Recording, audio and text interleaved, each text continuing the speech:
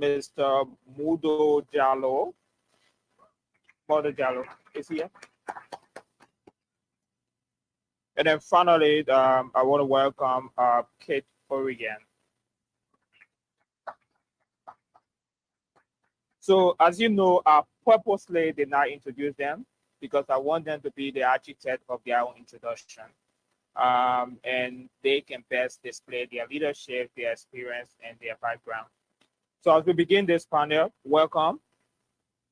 Welcome to the Oxford African Conference 2024, a panel on navigating democracy, dynamics, contemporary African issue. Today, our panel will explore the intricate landscape of governance and democracy in Africa, aligning with the overarching theme, Charting Africa Path Forward, a journey of possibility. Our discussion will actively provide questions surrounding the challenges and opportunities for fostering good governance in Africa. Key topics include democratic institutions, political stability, the rule of law, effort to combat corruption, promoting transparency, and among other issues. Our panelists will draw from successful governance model, relevant to case study, offering nuanced approach and insight into the dynamic forces of Africa's democratic evolution. The objective of this panel is just primarily one key aspect, providing a comprehensive understanding of the complexity involved and to contribute to valuable perspective, fostering effective governance, sustainable democratic practice, and paving the way for Africa's future possibilities.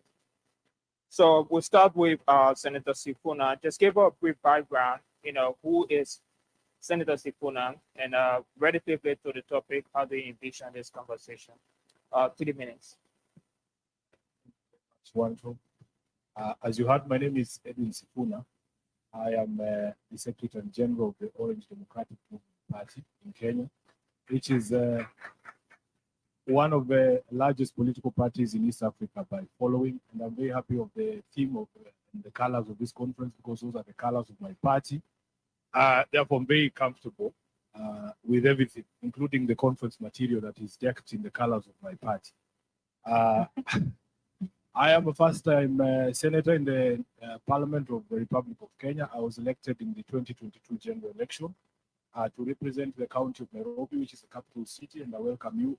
Every time you land in Nairobi, you should be able to claim very credibly that you know me.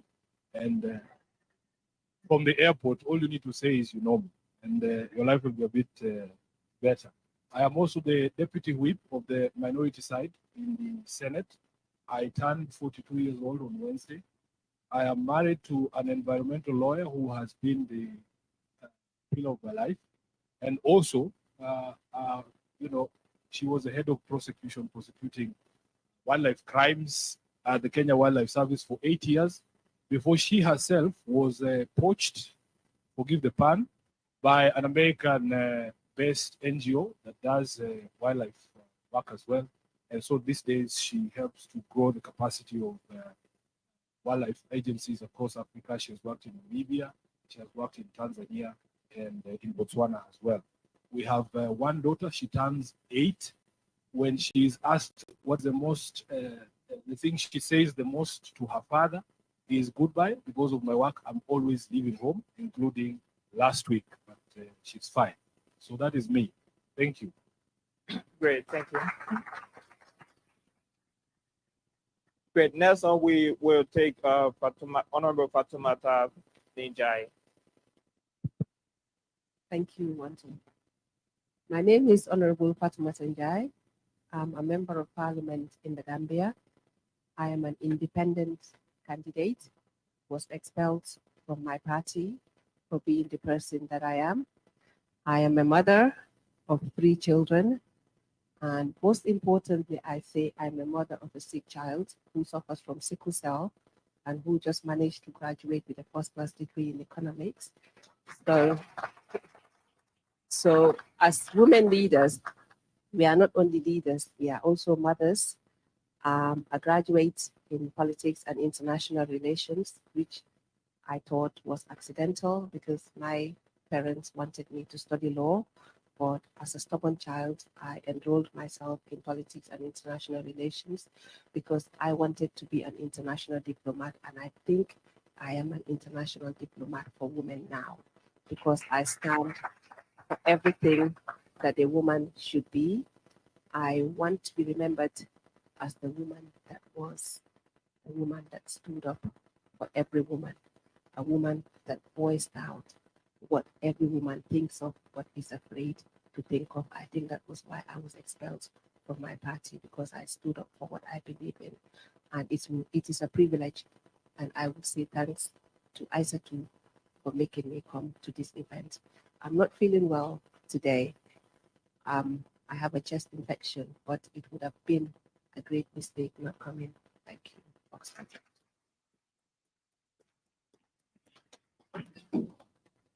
Okay, and following Honorable Njai, we have Maldo Diallo. Thank you. I think I love the way you said following, because how do you follow those two introductions? I feel like going back and sitting on that side and watching at this point. What do I say about myself? I think quite simply, I've had a career both within government, advising government, or just writing and analyzing government. So my whole career up to this point has been about understanding how governments work, why do they have the challenges that they have, and how you can create transformative change through government. Because I think it's very easy to take the position that governments don't work, politicians are untrustworthy,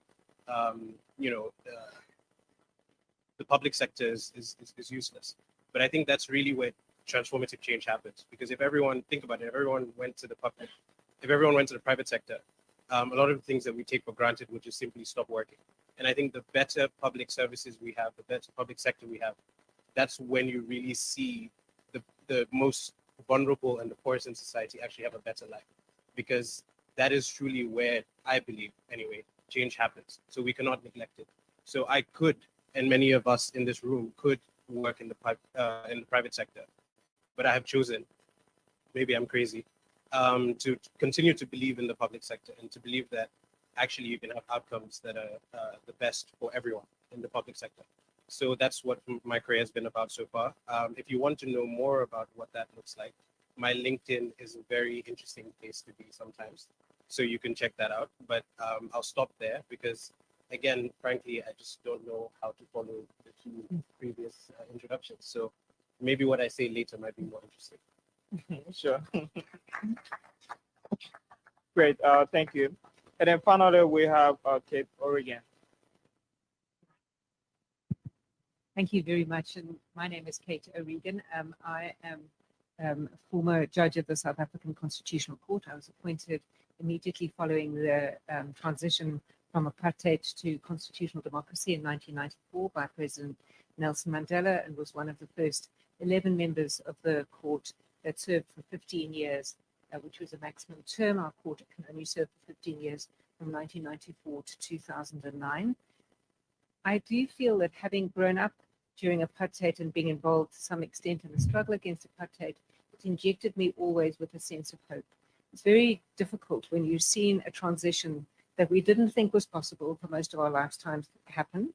And I think that's an important sense that I carry forward, even in a world which can look very difficult. Currently, I'm leading a research institute in human rights here at the University of Oxford, the Bonavera Institute of Human Rights. We have a particular interest in work in the global south, particularly South Asia, Africa, and Latin America. And we read human rights broadly to include democracy, governance, the rule of law, and respect for the international legal system. So I'm really honored to be here today. Really look forward to the conversation with this very distinguished panel. Thank you. Great, thank you. So now that you've had a synopsis of what this panel entails, we want to kickstart with top talking questions. I was in Kenya recently for the 2024 United Nations Civil Society Conference. We organized a youth panel focused on Africa 2063, and this is where my question to you, Senator Sifuna, start with. Considering the African Union Agenda 2063, Senator, what are the most critical governance indicators that Africa countries who have succeeded with, and what will you specifically give as an examples to shaping governance? Well, thank you, Wanto. I hope you enjoyed your time in the book. First of all, Africa faces various challenges when it comes to governance. And the easiest examples I can give are the examples from my own country. That in fact, there is a feeling amongst populace that there is no accountability between or from the people that hold power. One of the most interesting things that we did when we were putting together our new constitution in 2010, there was something that was introduced, a clause to recall members of parliament. This is a very serious accountability tool. But in fact, if you were to vote for Sifuna as the senator of Nairobi, having pledged certain things, and if along the way during the term I deviate or become somebody other than the person that you met and voted for, it was very possible for you to initiate this process of recall. But what the members of parliament in the first parliament after the election of 2013, when the new constitution came into power, did, they made it impossible for a member of parliament to be recalled by introducing all sorts of loopholes that you have to jump through, hurdles and hoops and all sorts of things. So it has become impossible. And one of the biggest manifestations of this is that when it comes to policy decisions on the floors of the House, you will see members of parliament voting against objectively things that their constituents would never allow them to vote. And the voter has no recourse in terms of how they can be able to hold that member of parliament to account. We have suggested, because one of the things that I experienced going into parliament, when you get into that place, it is it's like a bubble. It's very secure. There's a lot of security. You know, even if people are shouting out there on the roads, they cannot access you. And one of the suggestions we made that during critical votes, we want those votes to be taken in the constituencies, in town halls, in front of the people themselves. So they say, if there is a tax measure to be imposed, yes or no, can you vote in the presence of your people and not in the safety of parliament? So the accountability mechanisms have been lost, and it has led to this feeling amongst the population that in fact there is no way to hold the people in office accountable. Another thing is that successive governments, you get into power and you express all these good things, but they have not shown the respect for the constitution they found and the tenets of democracy, the rule of law.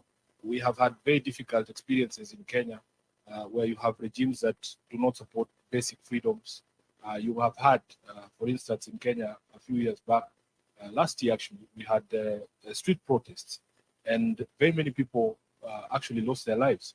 Our position is that nobody needs to die in a protest because it is a constitutional right.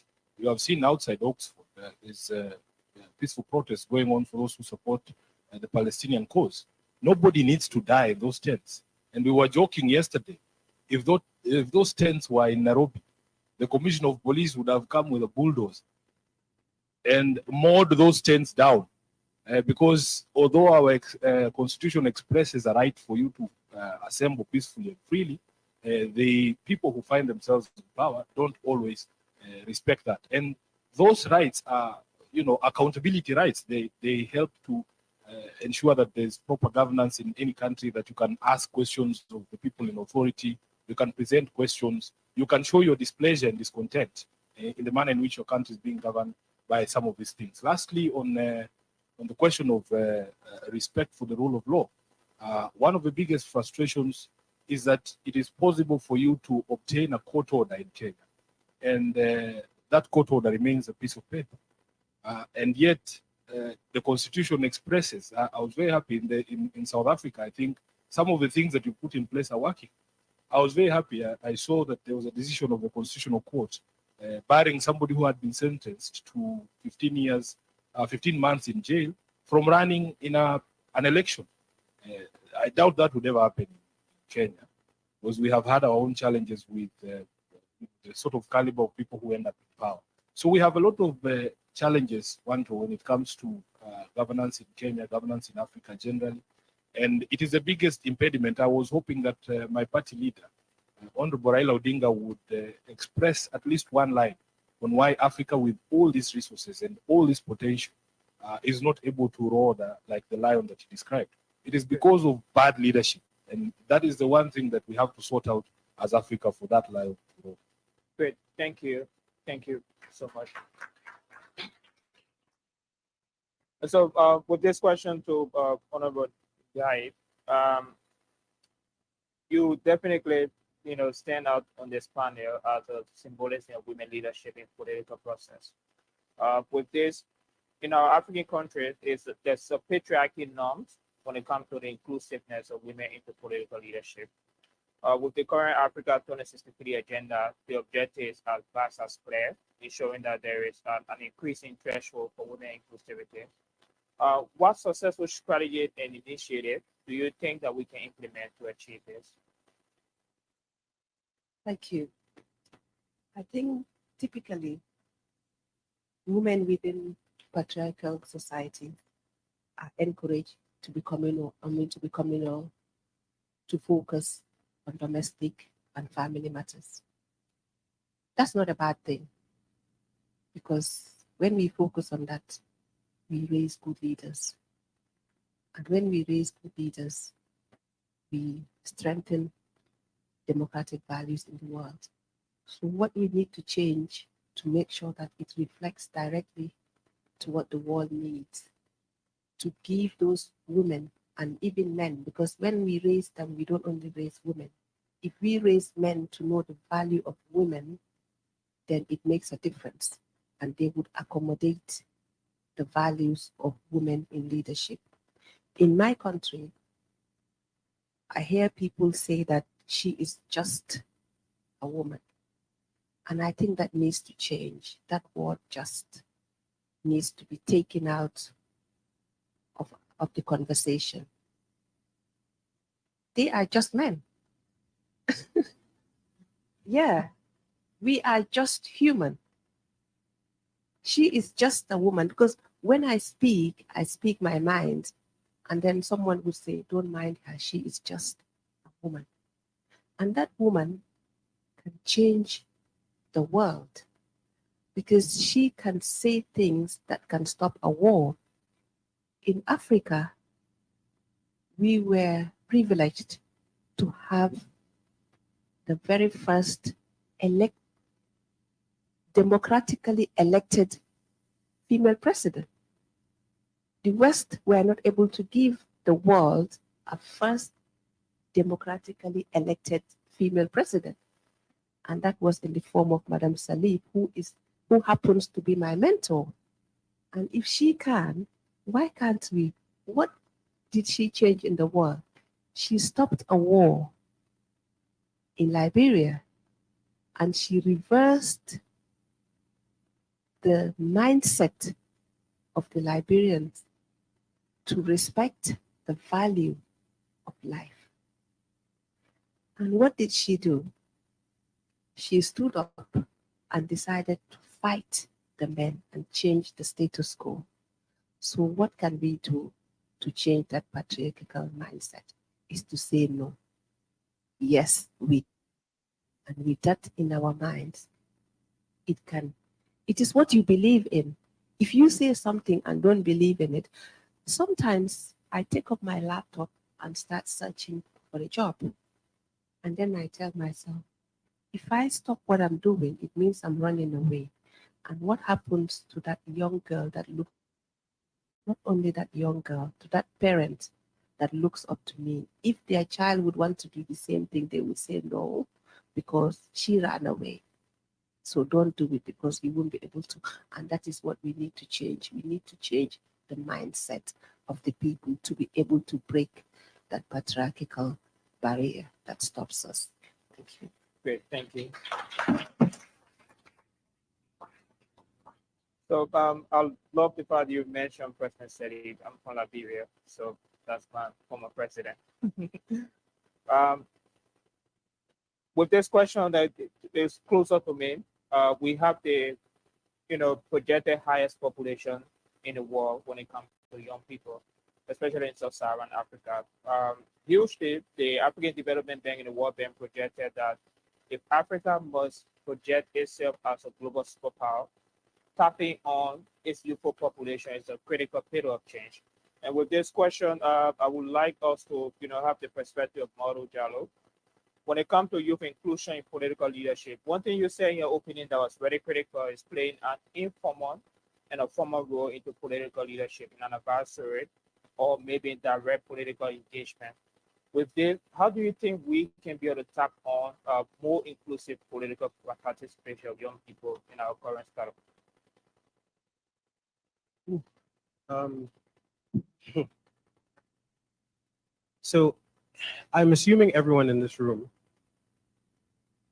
this is not sort of your first time coming to a conference like this, correct? I mean, who's here sort of the first time you've been to a conference like this? Please put your hand up. Okay, there's just one. So you've heard a lot of the stuff that you're going to hear before, right? So what am I going to say to you that is different, right? And I always think about that when I come to places like this, because I think I don't want to waste your time. So I'm going to be very honest. Right? The way in which our world is designed, and we live in a capitalist society, right? And 95%, 98% of countries around the world are capitalist societies, right?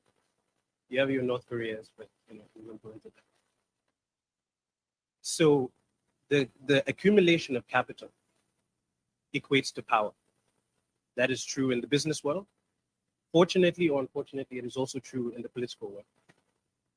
And the longer you are alive, the more chance you have to accumulate capital.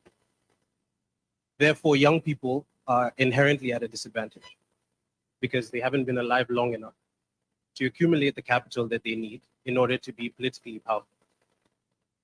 I could sit here and talk to you about, we can create youth advisory boards. So, and she's someone that I know and she's an acquaintance, so I'm not disparaging, but, we can create the AU youth, envoy and things like that. But at the end of the day, when it comes to the critical decisions that are actually going to move the needle, young people are still not included. And that's not something that I'm sitting here and saying, why are we not included? No one's going to give you power. Power isn't, read any book you want about power or look at history. When have you ever seen a time where Caesar was like, you know what, I've had enough time. Let me pass it over to some other people. It rarely happens. So young people are not going to be given power. So then you have two options. You either take it, which personally, I'm not one for the standing on the street and protesting. So I'm not going to say that. What I would urge you to do is try to understand, how does power work? How can I gain that power? And what is it in my control that I can do to get some of that power? And that gets you to a completely different mindset where you're not complaining, where you're not sitting and thinking, because like you said, a lot of the time when protests happen, the politicians are inside, they don't hear you. So that is an option, but let's put that to the side for a second. And let's focus on two things. One is, by understanding the dynamics that take place in the places of power, you're then able to say to yourself, well, I saw that senator did this and this and this, and that's how he was able to get there. Maybe I should learn from that, and maybe I should get some mentorship so that I know what happens behind the scenes. Because a lot of young people think, if I take a few pictures, put them online, if I'm seen to be protesting about a certain topic, I might be able to be politically viable. That's not really how it works. That's one side of it. You don't know about all the handshakes that you have to do in rooms, in the side rooms. So this main room that we have here is what people focus on, right? But the side events, when someone says something and then you go up to them and you speak to them and say, hey, I'd love to have 5 minutes with you to understand how this works. If you take that and multiply it by 100, Honorable Odinga is standing here. By the way, he's 79. I don't know if people realize that. He did not, and correct me if I'm wrong, when did he go into politics? Right. So people see that and think, he's the former prime minister of Kenya. He has so much support. They think it's easy. It is not. I'm also from the Gambia, by the way. So my sister here was expelled from her party for saying something that she believed in. It's not a walk in the park. Power to people, power means everything to people, and they're willing to do anything. And unfortunately, in our part of the world, even kill. Are you ready for that? Is the question you need to ask yourself. So if you're not, then someone is. And unfortunately, in the game of power, whoever is willing to do what is necessary, I don't need to finish that. Great. Around Africa, and thank you so much for that contribution. Around Africa, the rule of law and governance is a very interesting conversation. And we have Kate Oregon, who has a background with the African Charter on Human Rights. She also has a background on the working with the African Court on Human and People Rights, and a lot of work on election governance. So with this question, I would definitely like your perspective on corruption. There's a saying that corruption undermines democracy and governance. And so we want to know, like, with your experience, what are specifically, indicators that will transform our current barriers to ensuring accountability, human rights principles, the rule of law, in all of these institutions to work with? Okay. Well, thank you very much. And obviously, corruption is an enormous worry and damaging to democracies in many ways, not only because it diverts public funds that should be spent on public needs. And across our continent, we have so many needs where the scarce public monies need to be spent, but also because it destroys trust in the system. The senator's spoken about the trust in the system. It makes people think that political leaders are there only to serve their own interests, their own private interests, and that damages our democracies and the project of democracy right across the continent. There's no simple answers as to how to deal with this. Some of it is about building a public culture and political culture, which is that the purpose of public service is public service and not self-enrichment. There are many people on the continent who believe in that. There are many people who are struggling for that. But it's a slow process. It's not something that you establish over time. South Africa, of course, has had its own long process of trying to deal with problems of corruption over the last 30 years.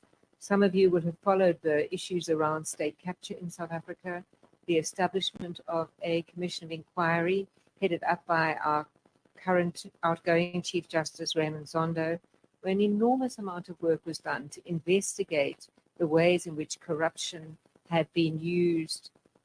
Effectively, the idea of state capture is that people who were paying politicians were also controlling core state decisions. And that commission of inquiry has reported and has made a lot of recommendations, many of which have not yet been accepted. So there's no easy answer to that. But I do want to just say one or two words about institutions, if I may, because we've talked a lot about power and leadership, and these are two very important elements of building a strong democratic Africa. But another really important element is strong institutions. And I will say that, somebody who studies and is concerned about institutions across the continent, I think we've seen some really significant strides in the last decade or two. The senator has spoken about the Kenyan constitution and the role of the Supreme Court in Kenya. It's been a strong court in many ways. And of course, courts don't always get things right. As a person who sat on the court myself for 15 years, I know it's very hard to get the answers right. But the point about building strong institutions in which people have faith and trust is that it's a way of holding power to account. But it is an important way of holding people to account. And I want to mention a little bit here the African Court on Human and People's Rights, following on what Honorable Raila Odinga was talking about the importance of thinking continent-wide. The African Court on Human and People's Rights, which many of you may not know about, is under a protocol established by the African Union, based in Arusha in Tanzania. And it adjudicates cases that come before it, referred either by states or in relation to a handful of countries by peoples and individuals.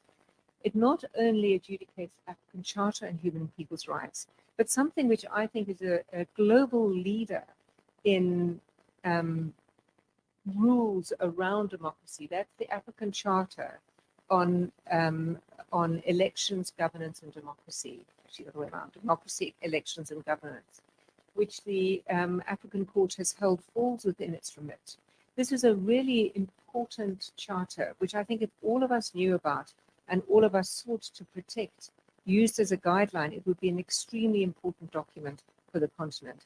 The African Court has picked up on it. It's issued some important judgments on this in relation, I think most importantly, to the independence of electoral commissions.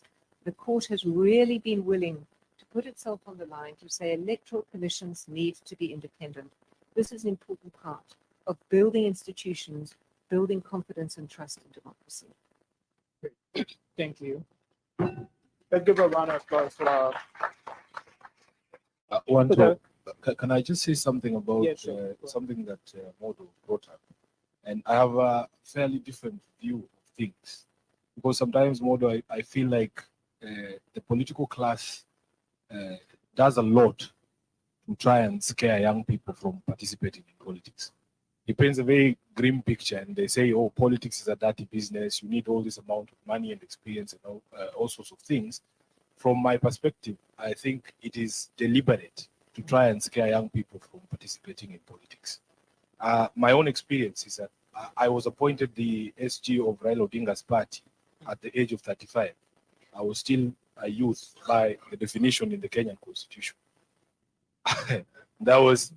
This is a position I've held for the last, this is the 7th year now. But young people must show interest in politics. Before I became SG, I was interested in politics back in 2002 when we were at the university. I studied at the University of Nairobi. We were kicking out a party and a government that had been in power for over 20 years.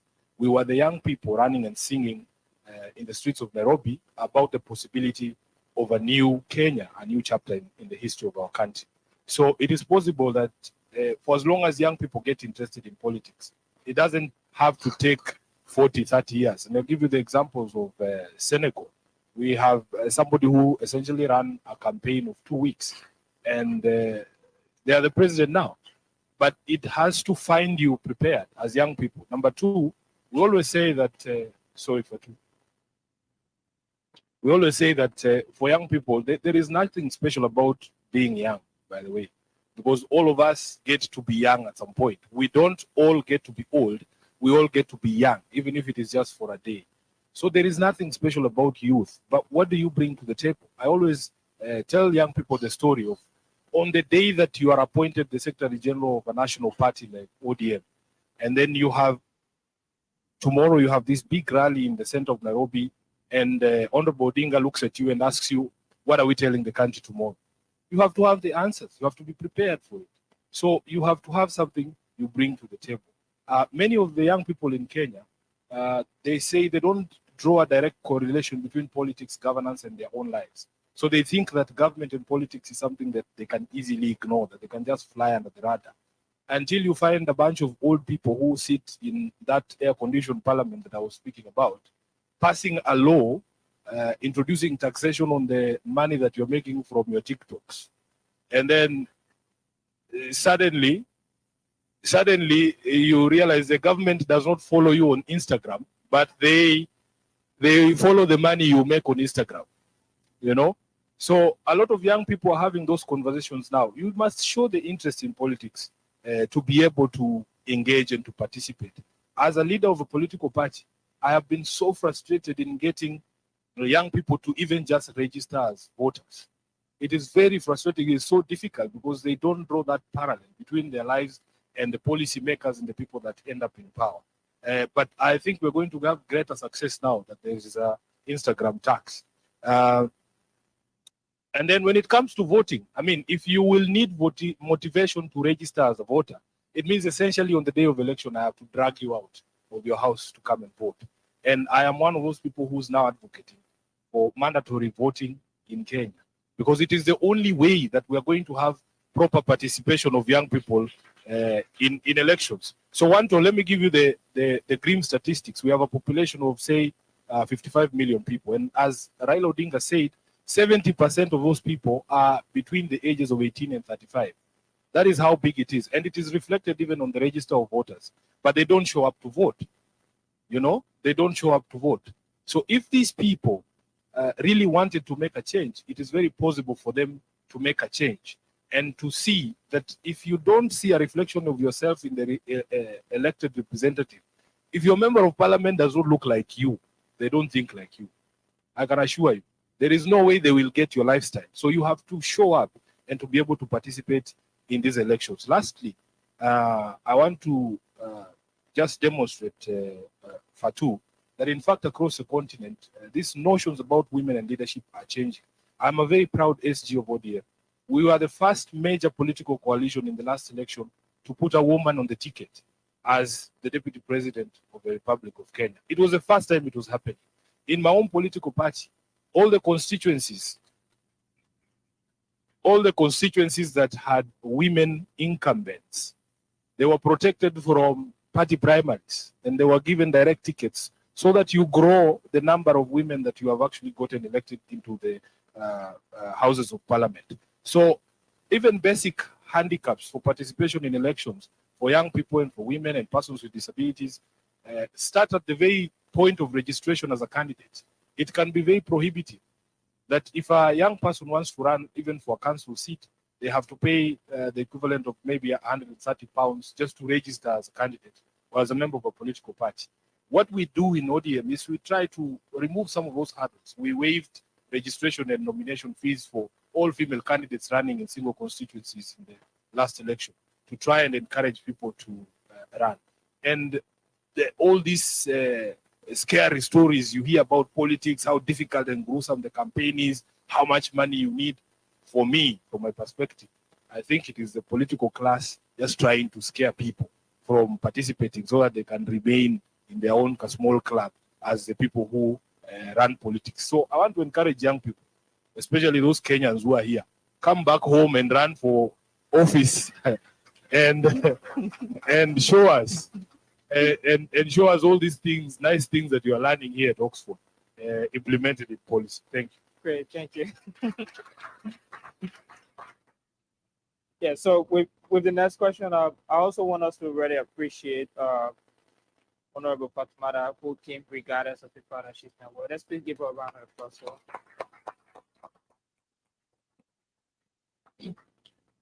With this question, we'll have just 30-minute response for this because then we have a couple of questions that I want to look at to close this panel. There's a famous African parable that says a great dancer knows when to leave the stage. In Oxford, if you delay too much, people will walk out. Time is very important. So, you can definitely scan this and ask your question, and I will, I'm so sorry that we'll not get all of the question, but we'll select. If your question is part of the local field, we'll be very happy to. And after this panel, our goal is to have a post-panel conversation. The panelists will be available to talk to you on their experience and to capture a couple of things that we may not be able to capture on this panel. So in 30 minutes, African 30 minutes, Honorable Fatimata, I definitely would love to hear a bit about Gambia in terms of you serve in the assembly. What are some of those, constitutional measures that you have, provided or may have seen that promote transparency and accountability that will be very important for an African case model? Thank you.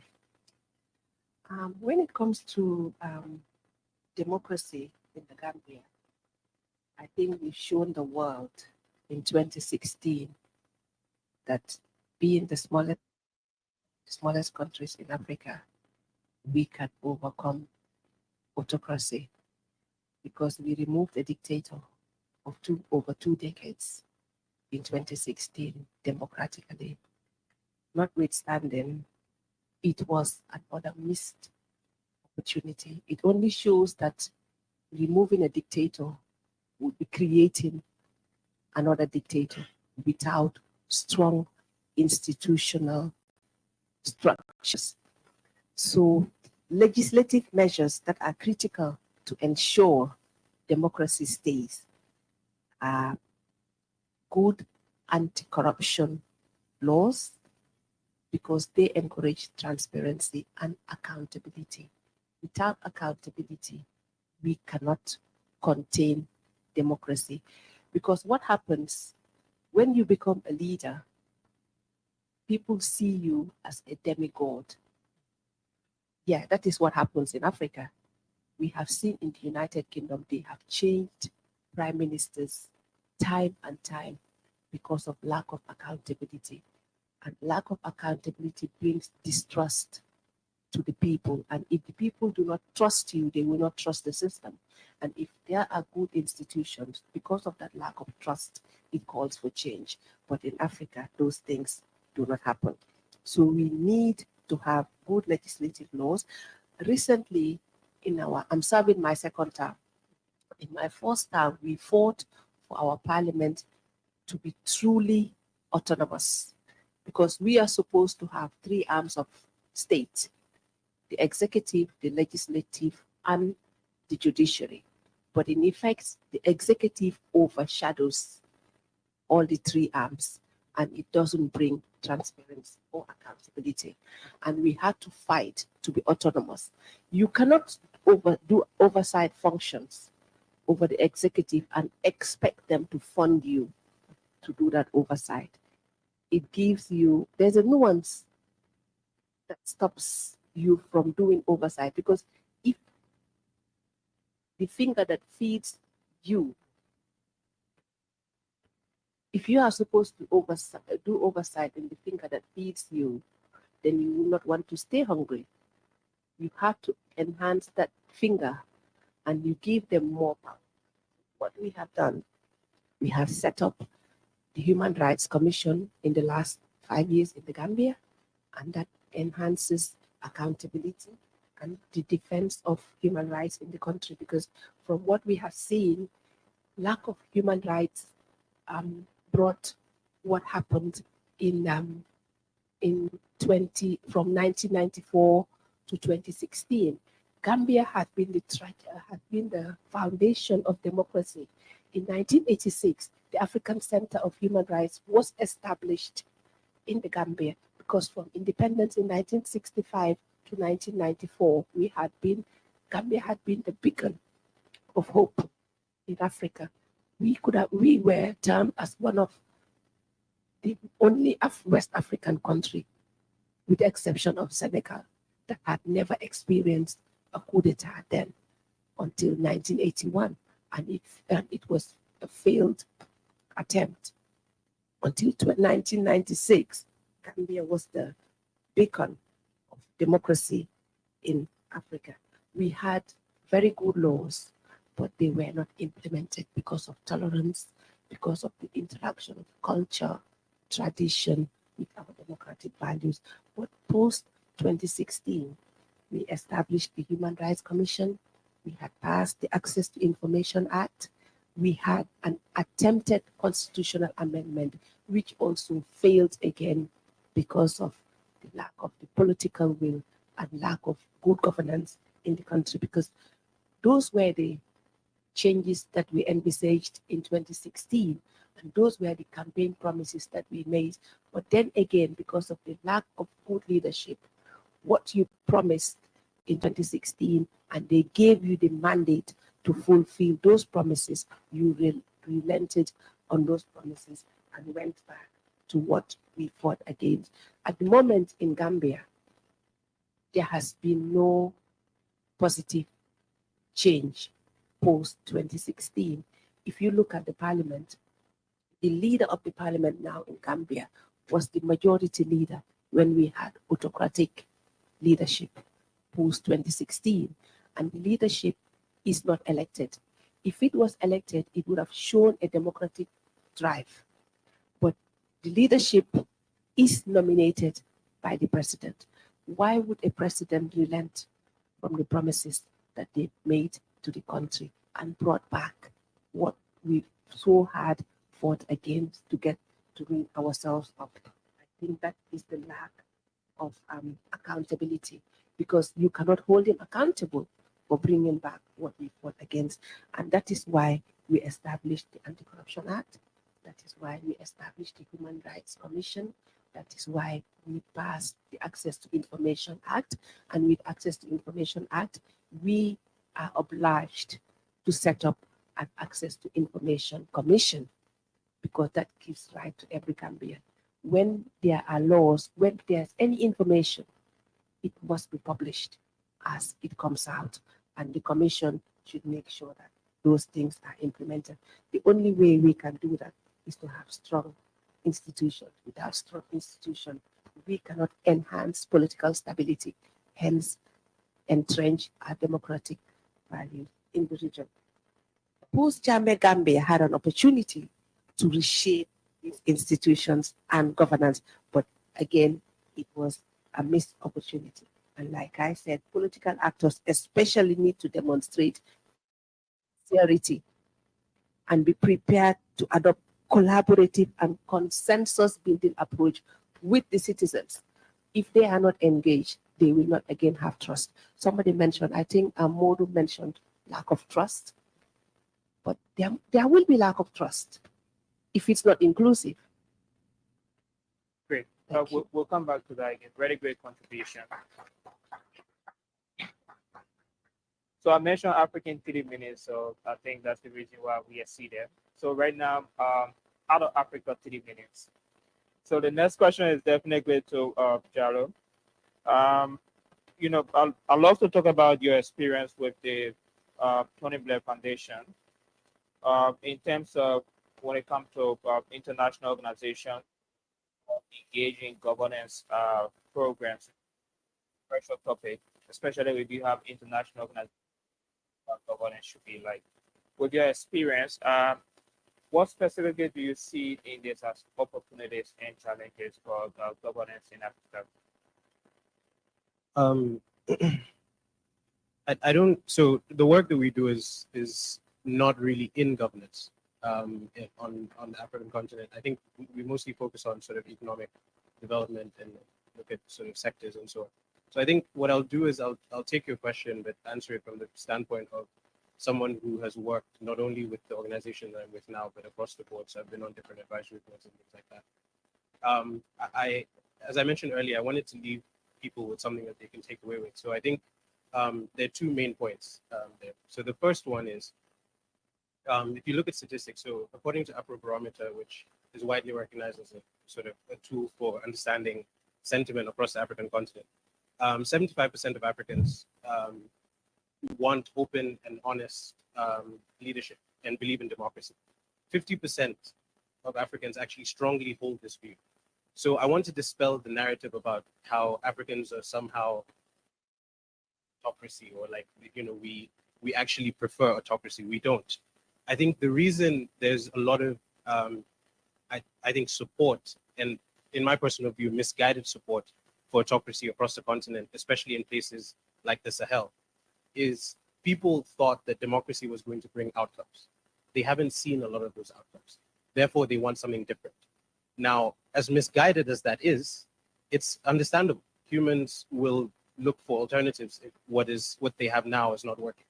So that's why you see a lot of people embracing autocracy, embracing disinformation, which I believe has led to the support that you see in places like the Sahel for military coups. The track record on military coups, if you go back and look at your history, is not very good when it comes to when it comes to sort of outcomes, both economic and also democratic, but also in terms of just general good governance, right? In the beginning, there's a lot of euphoria, there's excitement, the uniforms, the rhetoric, you know, we're going to change this, we're going to stop the exploitation. But then give it a few years and then ask the same questions again. It never holds up, because these people are not trained to run countries. It's a completely different skill, right? So for me, I want to leave people with that, which is 75% of Africans actually want democracy. It is a misnomer to think that we don't. The second point is this. When you look at the last sort of 10 years or so across the world, not just in Africa, you see that there's been a change in how democracies are being run, but also how people attain power within democracies. Now, if I could sit here and start a movement just by maybe getting someone to sit in front of me with a camera, I say a few things that I think are popular, it goes viral. Next thing you know, I'm a front runner in an election. I may have no idea how I'm going to run the country, but that's gotten me to the position of power. Now, as you said, when Raila Odinga turns to you and says, what are we going to sell the country? You have to be ready on day one.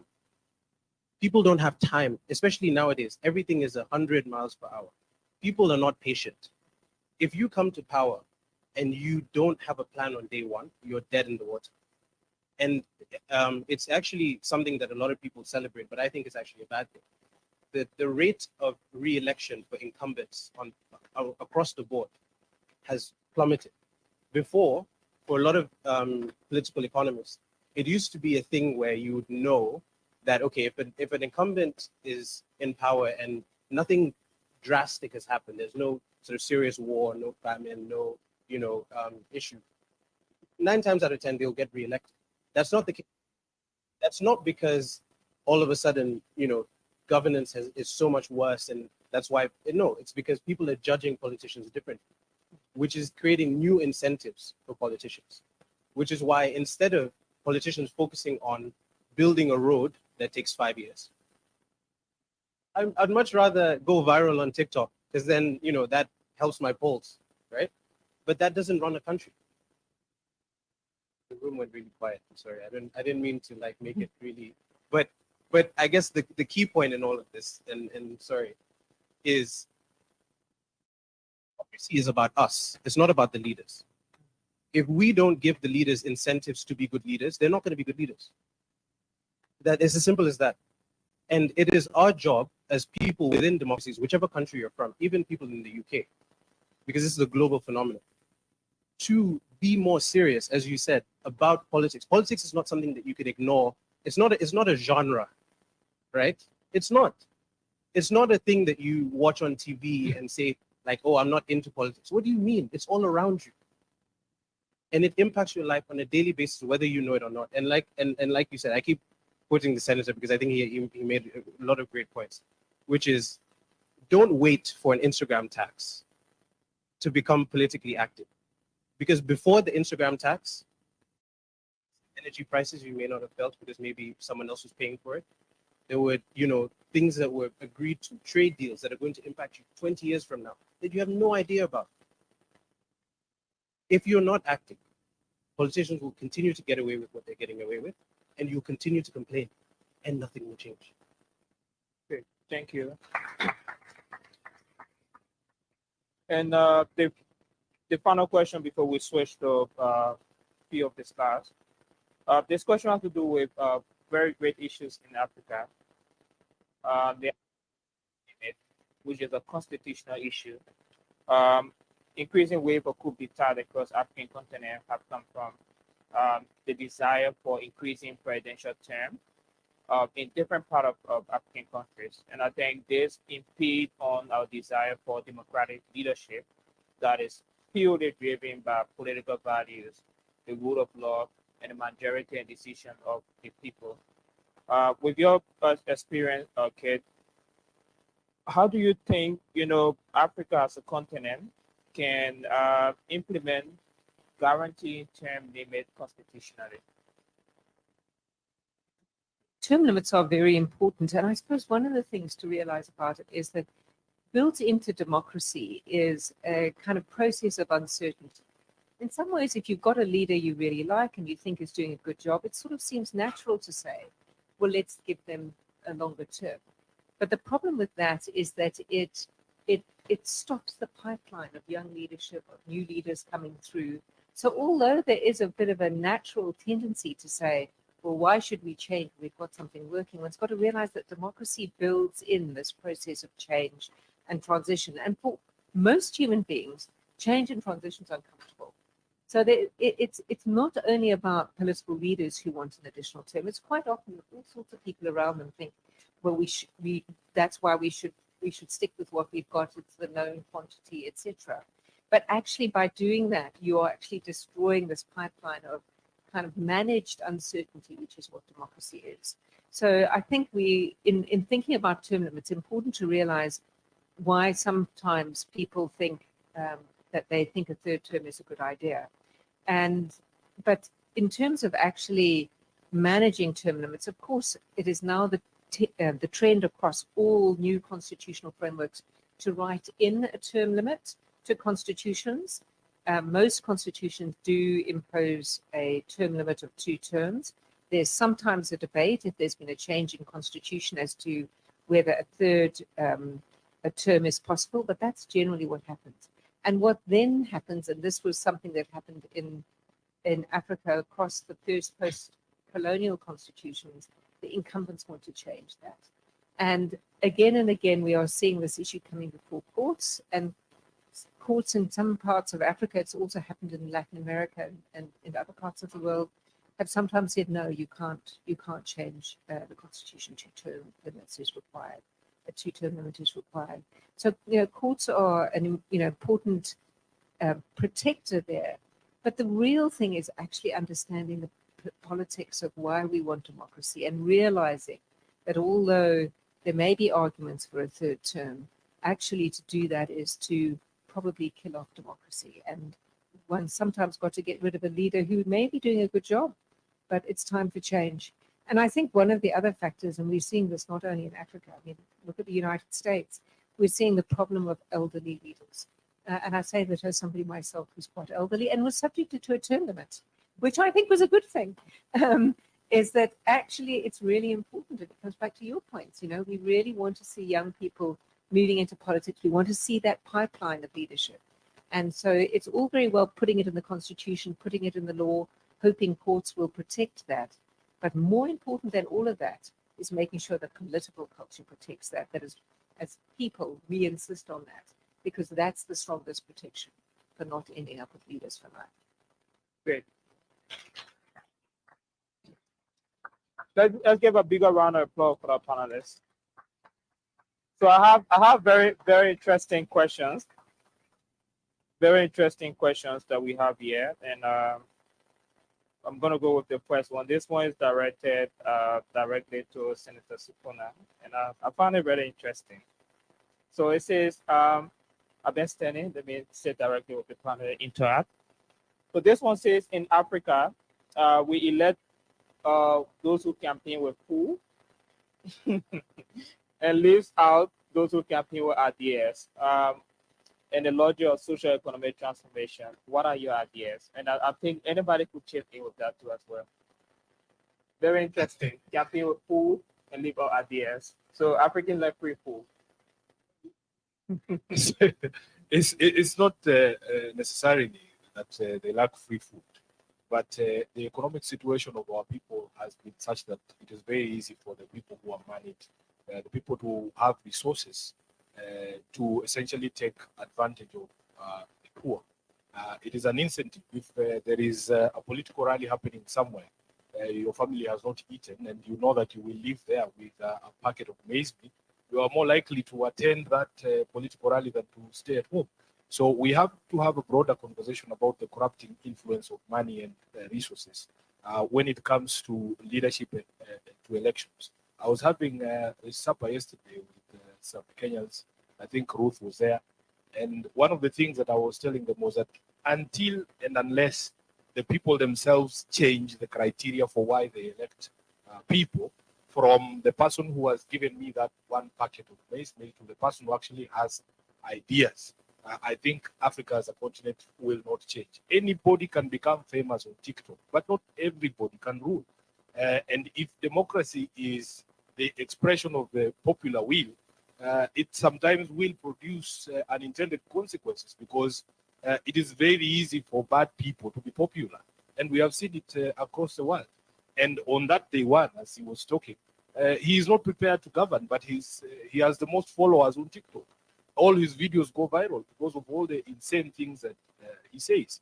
I was at a conference in Japan, political parties that call themselves liberal political parties.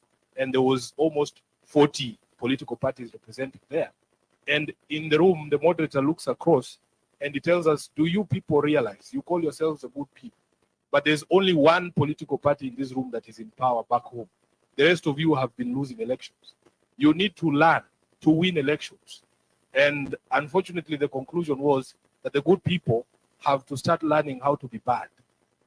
That was, that was the conclusion.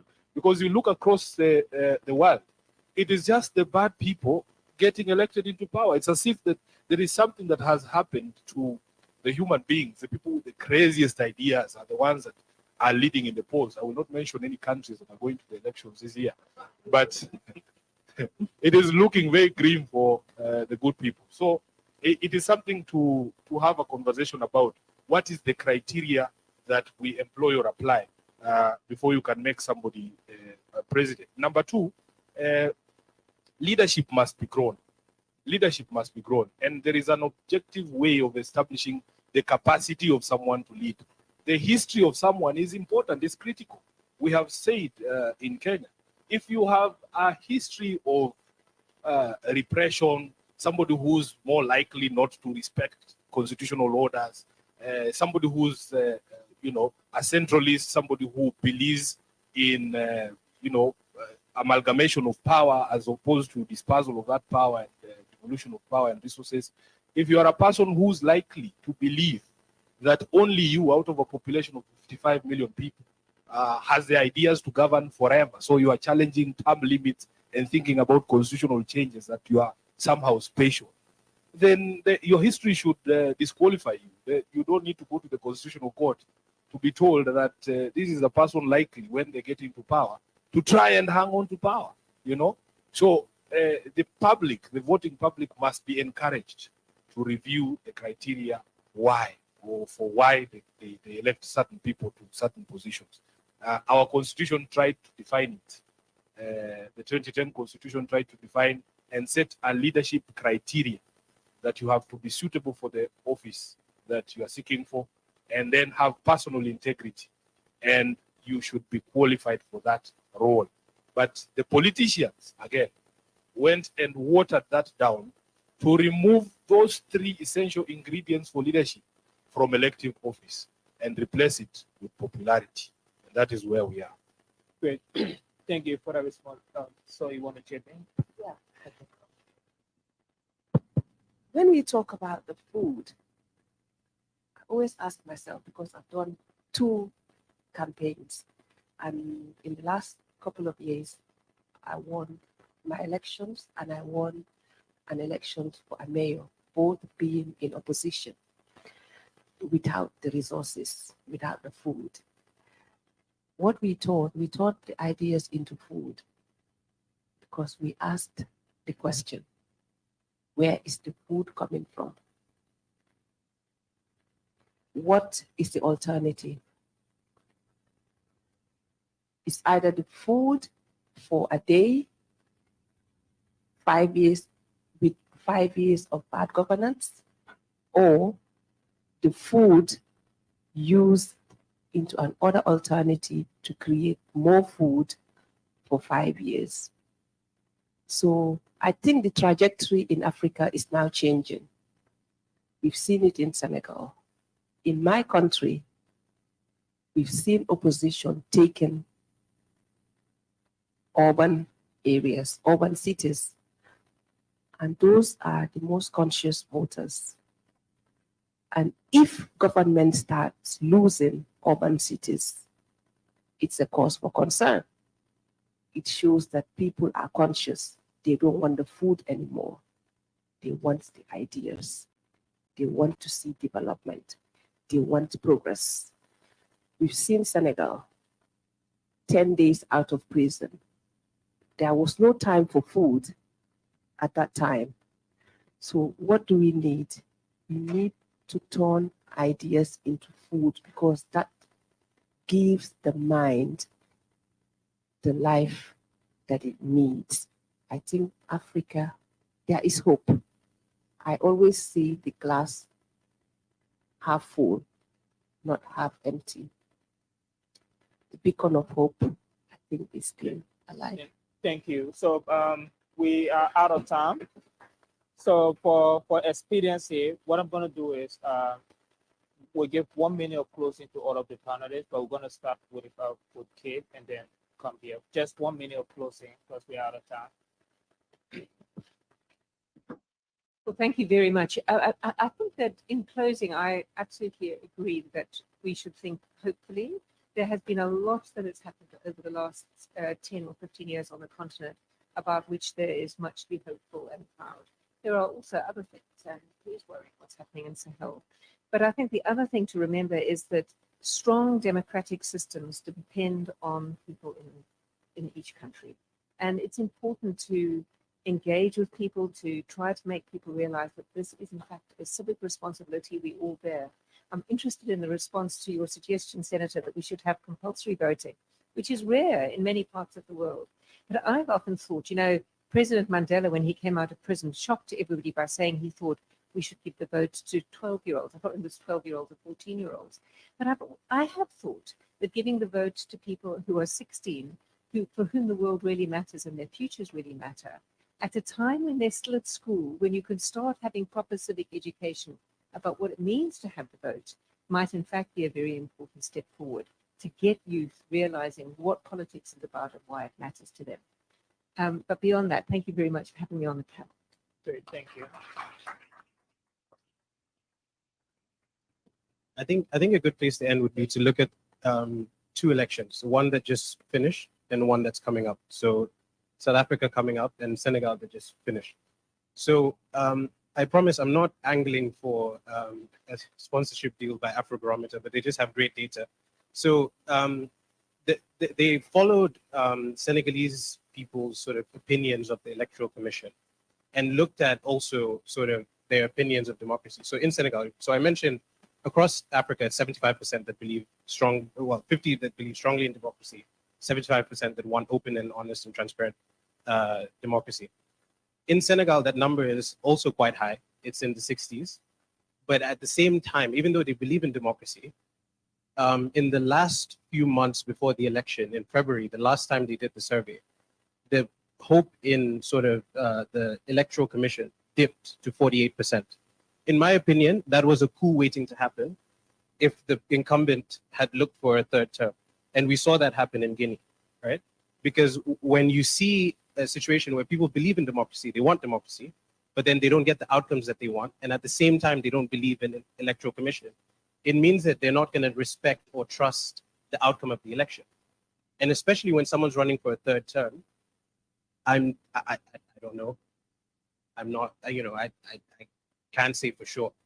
But for me, in my analysis, that was a coup waiting to happen. And thank God that there was a change in government, because then we don't have to deal with that sort of situation.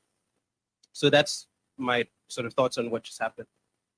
In terms of what's coming, South Africa is always a very difficult country to analyze, and I try to, but I think the key thing to look for in that election is this. You have an unusual situation where the same party has been in power for over 30 years. Well, 30 years actually. And it's not because they've stayed in power forcefully or they've been elected each time. People went out each time and voted for the same party for 30 years. For the first time, you've seen polling that's dropped below 50%. It's about, depending on who you speak to, it's about between 45 to 50%. If South Africa goes into the election and votes for the ANC at below 50%, it's going to be super interesting to pay attention to for two reasons. One is which coalition is going to be formed. And that tells you a lot about, sort of where the ANC is going. So, I don't need to go into that, but they end up forming a coalition with certain parties. We should all be worried.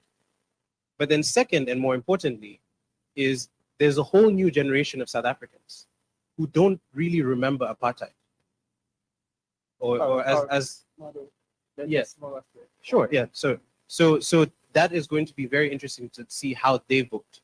So just leaving you with that, if you want to look at that in the coming days and weeks, it'll be really interesting. Sure. 1 minute, please. They have 2 minutes and that's all. Yeah. Oh, just 1 minute closing. And thank you. I said here that I'm ambassador for women, so but technically I'm an international diplomat for women. So my closing would focus on the level of representation in women. It is quite low. And at this rate, it will take us 130 years to achieve parity. It is a cause for concern because without more than 50% of the global population included, the world will not move, and that is where I will stop. It leaves you to think about how to get women involved. We need to get women. I think 2024 is a very crucial year. At least 11 African countries will go into elections this year. What do we need to change? We need to change the narrative. Thank you. I think I can see one to looking at me like you don't need to say anything. Time is up. African democracy is not perfect, but what is the alternative? If it is autocracy, I think we need to still work on this democracy until it works for us. We in Kenya are in a very unique position. We have experienced both autocracy and we have tested democracy. Honorable Raila Odinga here served 2 stints in detention without trial during the times of autocracy. Three. Actually, it's reminding me, there were 3 stints, a total of 9 years, I believe. And he's one of the lucky few who actually came out alive. People were killed, people were maimed. And for us, really, as a generation, we keep reminding ourselves that we never want to go there. So with its imperfections, I think democracy is the better option for us, and we need to keep working on it until it works for us. Secondly, for our friends from the West of Africa, I think there is this notion that coups only happen with guns. In Kenya, we have the specter of electoral coups, that you can actually vote for someone and somebody sitting somewhere ensures that your vote doesn't count. We have experienced it ourselves in Kenya. So it is not just coups that you see soldiers in the streets carrying guns. That specter of coups happens even in elections. And it has happened repeatedly in Kenya, and we need to work to perfect that system because elections matter and election outcomes also matter. And we have to encourage people that their voice must be reflected in the outcome. And that is why in Kenya we have another fight for electoral, there is a fight to actually ensure that elections produce the results that were intended by the population and not the specter of people imposing themselves under the guise of elections in our continent. All right. I thank you. Thank you. So guys, we want to appreciate all of you for listening to this panel, but then the heartfelt appreciation goes to the leadership of the South African Society, President Satu and her team. Let's give them a round of applause. So we've come to the closure of this panel. We are so sorry that we couldn't take all of the questions. Our panelists will generously have conversation with everyone, all of you, and together we can get a chart, a better future for Africa. Thank you.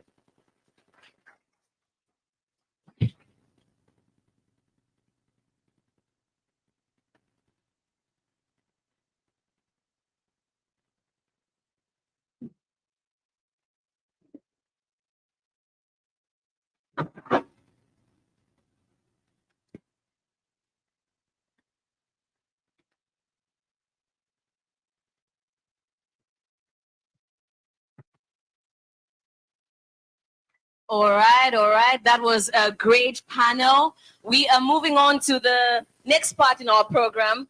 I do recognize that this part of the program, ladies and gentlemen, let's bring the conversation back. I recognize that this part of the program is not on the program that you have, but it's a surprise. We hit you with a plot twist. Welcome to, this is AfriSong. It's vibrant, it's young. We come up with new ideas as we go. So as Isaac mentioned, again, I just want to bring everybody attention. Everybody, thank you. So one of the things we're doing today, again, is just a matter of decorum. When the speaker is on the floor, please, let's just give them those few minutes, right, Kenneth? We're not asking for too much. We're not asking for too much. Just a few minutes. Great. So this part of the section, we are having an auction For those who've never attended an auction before, we'll be bidding. This is the first ever AfriSoft magazine. AfriSoft. You'll be the first one to have a copy of it. It's a signed copy. The magazine has, show them, go around. So there are great articles in this magazine. We have some articles featuring professors like Simkai, who's one of the few Black professors in Oxford. We've got articles about the revolution in Sudan. We've got Mantate telling us about fashion. You see, when I see brilliant people, I also see it as an opportunity to make some money. So how we're going to do this is, I will give the starting price. You lift your hand up, I point at you, you tell me how much you're bidding. We do it in order, we know how much we're going for, and the highest bidder takes it. I should acknowledge that I've seen our very own favorite National Secretary, Ike. Ike, let the money, bring in the money, bring in that roads money, Ike, bring in that roads money. All right. So we are starting, we only have 3 copies, and these copies are signed. So we're starting with the first copy. Let them know who was signed by. It was signed by someone who conceptualized this and also reified the magazine. So you're going to have a special, this is a special copy because that's a special note in it. All right. So it is signed by our very own president, Aissatou M. Bokum. And then you also get a chance to take a picture with the president. Remember, you'll be the first one. It's all about making history. I'm excited for you. Really, I am. So, I mean, I'm being generous because I acknowledge that we've got students in the house. I could have played it higher, but I want everybody to have a fair chance, equal playing field for everybody. No, the politicians are very much welcome.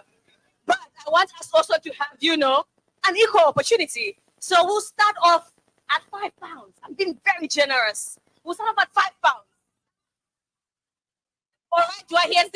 Do I hear £10? £10 over there. Do I hear £15? £15. Do I hear £20? £20. Great. Do I hear £25? £40. That's how you do it. Let's just get it going. Let us get the money going. 40. 45. Do I hear 50? Somebody give me 50. Thank you. 50. Do I hear 55? Come on. 55? 55. 55. £100. Yes. Come on now. She is bringing the heat with £100. Challengers, let's go. 105. Do I hear 105? Come on now. She is holding it. First copy going to her. Oh, how much are you giving me? 105? Okay. Can I hear 110? Somebody give me 110. Come on. 110 sounds like a good number. Yes, please. Also explain to society. To our great society. Oh, I left that part out. You see, the politicians, there is the Anti-Corruption Commission. I just want to say that the money is going to our great society. Vashti, who's our treasurer for African Society, she's right there. So the money is going in the right hands. The auctioneer has no part in this apart from raising the money. So we were at 105, if I'm not mistaken. Okay, do I hear 110? 110. 110. That's my National Secretary bringing in that good roads money. 110. Do I hear 115? Do I hear 115? Oh, come on now. 120. Somebody give. Oh, listen, my queen. 120. Let's go. Do I hear 125? 125. 125 over there. Challenge. She took it to 150. 150. Come on now for that Afri magazine. Do I hear 155? This is the first copy and it's going. She is holding it. Keep holding it. No. We'll have to take the fun out of this. So let's go. 150 going once. 155 challenger. That's healthy competition. This is how we integrate Africa. Healthy competition. How much are you giving me? How much? 200. Ooh. Okay. That's 200. That is 200. I mean, I just want to. Oh. How much are you offering me? 200. Okay. I just want to let you know that we have 2 more copies. So I expect the same energy for the second and third. Yeah. All right. So it's at 220. 220. Okay. And these are pounds. 220 pounds. I just want to... No, it's not shilling. It's not... No. All right. Okay. So it's going once, going twice, going thrice. I want to make sure it's at a solid place so don't break anything. Sold. Make some noise for her. Give her the energy. Come on. You can do better. That is how we do it. Please. I said to please, where are my camera people? Let's do the magic. Let's make sure she's the first one. The comms team, may this go up on Instagram. She looks amazing and she's done great for us. Kennedy, do you want to auction the second magazine? All right. So in case you didn't win, this is your chance. But I think we can't start at 5. Let's just start at 100. Because we're already in the hundreds. No, let's go. Yeah.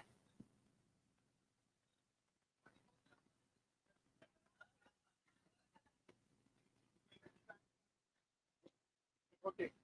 This copy is gonna. Okay. So if you're not a student, please don't bid for this.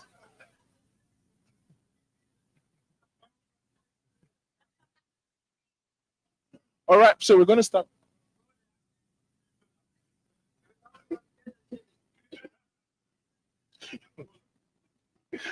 Okay, we're gonna go with 20. We're starting from 20 with this. So can I get 20? Anyone? Students? 20? Okay, 25. Who said 40? 40 right here. 45? 50? 45. Okay, students are really, you guys are, come on guys. 45. Round it up to 50, please. No. 50. 45. Going. 50. 55.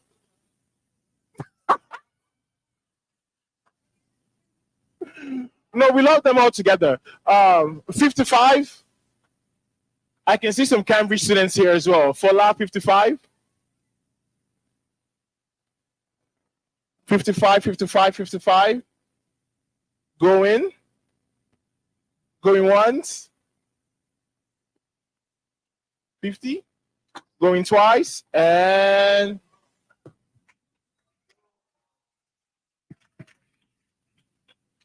all right. So, okay, the last round is open to everyone. Let's make some money and go have a great lunch. So, in case you didn't get it the first time, this is your opportunity to get it. It's the last copy that we're auctioning today. So, in terms, we just had a panel, actually. I forgot to mention this. And the Honorable is featured in this magazine, an exclusive interview with her as well. So, it's one of the things that you'll find in this magazine. You also find, I'm just going to request people to be seated, please, just for the sake of the session. If we can avoid moving out, because we'll be going for lunch soon. You see, the good part about having the mic is you have the power. Despite the height, you can tell people to sit down and they listen because you're in front. Yeah. Okay. So great. We are auctioning the last magazine. And Ike, this is your chance. I'm looking at you, Ike. Let's go. So, at 200. Oh, Ike just lifting. Okay, Ike. But let's give people a chance. Let's just give them. Let's give them something. Let's keep it going. No. Healthy competition. It's at 200. But you know what? There's some big shots in here, Ike. Maybe somebody wants to challenge you. So anyone to challenge Ike for 205. Do I hear 205? All right, 210? 210. Do I hear 215? Come on, let's go in the fives. 215? Anyone? Ike, they are challenging you. 225. Okay, do I hear 230? Do I hear 230? 230, anyone? 230, healthy competition. 235, Ike, baby. 250. Fantastic. Listen, that's the West African National Secretary right there giving us 250. He said, do I hear 255? East Africa 255. Woo! Southern Africa, where are you? Stand up. Okay, so we are 255. Do I hear 260? Do I hear 260? 260. Oh, this is Gambia. Okay, listen, 260. All right, 265. 265. 265. 275. Who said 275? Oh, 275. Let's go. Do I hear 280? Do I hear 280? 300? Oh, what's up? 300? Oh, I know. I can't see is that 300? Is that coming from you? Get to it? So we're at 275, right? Yeah, 275. What? 275. Do I hear 280? 280. Thank you, East Africa. Do I hear 290? Let's just give him 300. Just give us flat. Close it off. Free all of us. 300. Thank you, Ike. But just in case somebody wants to challenge Ike, who am I? Who am I to stop you? Oh, she is